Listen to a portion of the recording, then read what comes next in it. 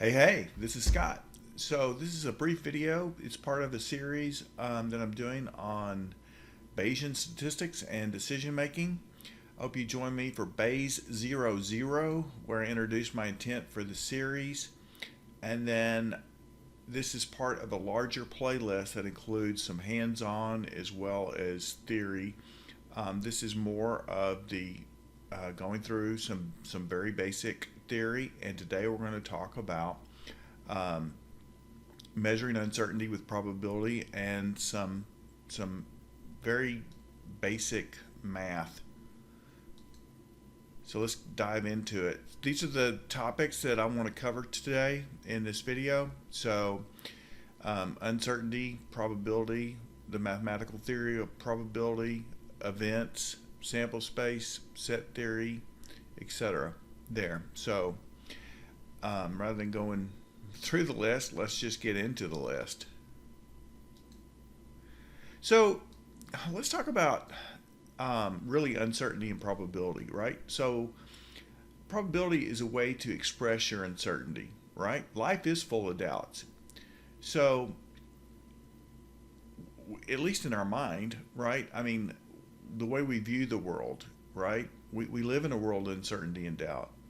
So, for example, if you have any stocks that interest you, you're probably thinking about the likelihood that they're going to rise in value, right?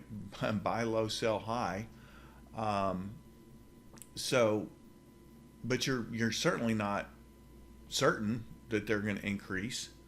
Um, so there is a layer of uncertainty, and we use probability to quantify that uncertainty. Do you like to bet? Right? So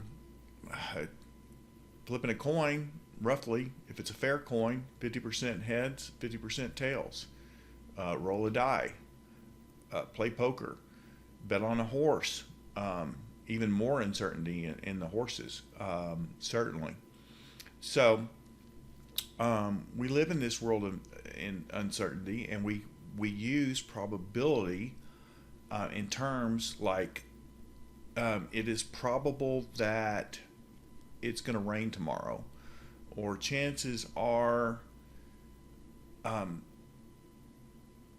we're going to go on vacation this year, probably, etc. So the language of uncertainty is probability. So we do this every day with any sort of decision making that we're doing, even if we do it totally unconsciously. We are assessing what the odds are, and Bayesian inference and Bayesian statistics help us quantify that uncertainty, and we're going to get into that as we go through the series more and more. But we're laying the foundations.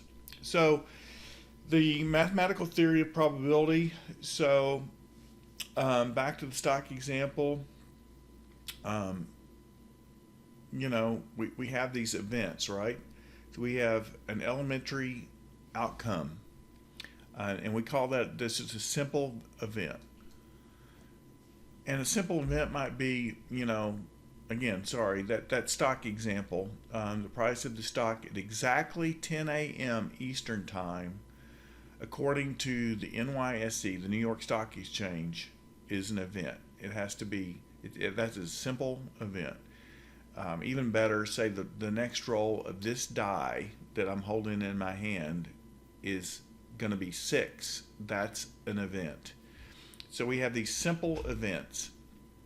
And the sample space that we'll be talking about is the set of all simple events, right? So if I'm rolling a die, that could be, a die could be 1, 2, 3, 4, 5, 6, or it could land on an edge if you very unlikely case. So that is the sample space, would be all those different outcomes, all those different simple events in an experiment, or an, you know so set theory is the math that applies to a collection of objects. You probably had it somewhere along your school, but it's going to be used definitely in this class. So we're gonna be talking about set theories, things like unions, intersection, etc. And then lastly, Venn diagrams. We're going to use Venn diagrams as visual aids to illustrate sample spaces and events so that we can understand the principles of probability and Bayes' rule, which I showed you. So let's look at the axioms of probability. This is one of the most important foundations of everything. And in fact, if you're unfamiliar with the way math works, is you have very simple axioms, and then all theorems are built upon those axioms.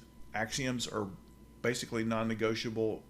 Pretty much everybody agrees to very basic axioms. So the first axiom of probability is that probabilities are non-negative. You never see the probability of rain tomorrow being negative 0.5. That's impossible. So it's always gonna be between 0 and 1.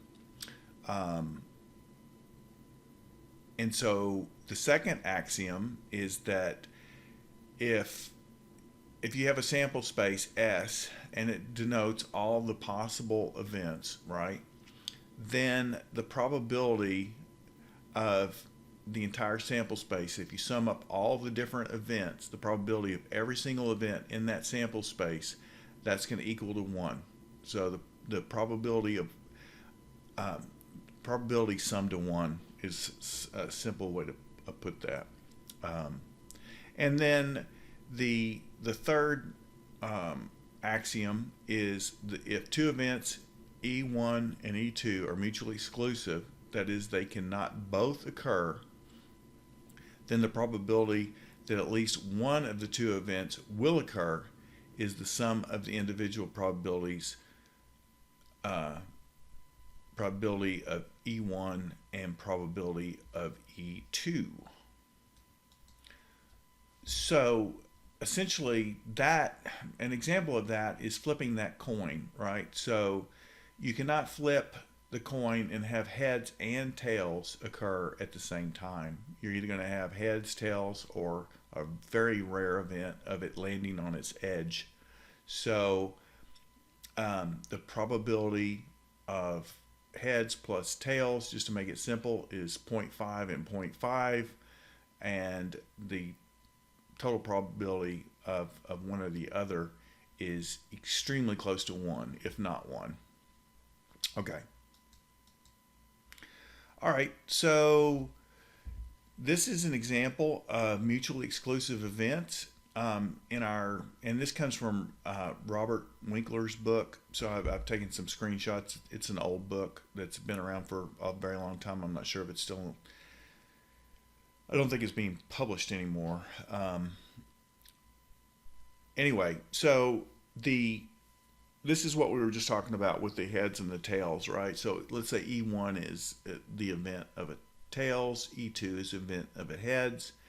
Then the sum of the probabilities is the union of those two things. And if each one is 0.5, then the union of those two events is 1. All right, so that's a mutually exclusive event. They cannot occur at the same time, and that's a visual representation of it. All right, so now, subset of two events. Let's suppose that E1 is a subset of E2. That's represented by this diagram here. So I heard a great example of this, but to start with just a very simple example, let's suppose that E1 is, E2 is seeing a Tesla, all right? So that's the probability of seeing a Tesla as the next car on the road. Maybe that is 0.25. E1 could be the event of seeing a red Tesla.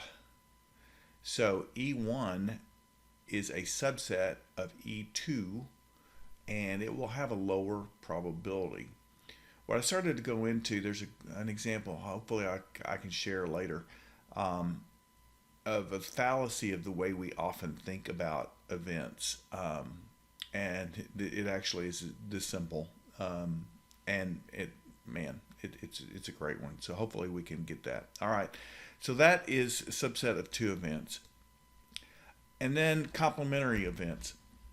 This is a situation where we have E and then E bar, which is actually the complement. So E bar on top, that is the complement of E. So E is an example of an event that happens. Let's suppose that we see a Tesla on the road. E complement would be that we don't see a Tesla on the road. It is the it's the, well, mathematically it is the complement. Those are complementary events. And in this example, if we sum the probability of E plus the probability of E complement, that's going to be 1. So, yeah. All right. And then the intersection. So now we have E1, E2, and then in this Venn diagram, we have an overlap of E1 and E2. And that actually is where E1 and E2 occur at the same time. So we have the intersection, and you can see there E1 intersect E2 is both E1 and E2 occurring at the same time. Going back to our Tesla example, suppose E1 is the probability of seeing a Tesla. E2 is the probability of seeing a red car. The intersection would be the probability or the event of seeing a red Tesla. So it's both of them. Okay. And then we can have, all kinds of different events, right? So here, it's very easy to see that we have the E1 here, E2. This hash right here is the seeing both E1 and E2. And then we have a third event here. And so you can see this hash is E1 and E3. This hash is E2 and E3. And then the very small portion is the hash that represents all three happening. And I guess just extending on that example of the Tesla. So let's suppose E1 is a Tesla. E3 is a 2022 model. And E3 is a 2022 model. E2 is that it's red. So that small section right there meets all three criteria. It means that it's a Tesla, it's red, and it's a 2022 model. All right, hopefully that makes sense. All right, I think that might be it for this session. So we'll do another session. But if you want to, again, so this is the playlist of everything that I've got on Bayesian statistics and causation. And this particular series you can find within that playlist. So I hope you can join me again soon. I would really like your feedback on what's working, what's not, whether it's more important to see the methodology versus the application, etc. And there's other ways to contact me, or if you want to look up my books. Thanks for joining.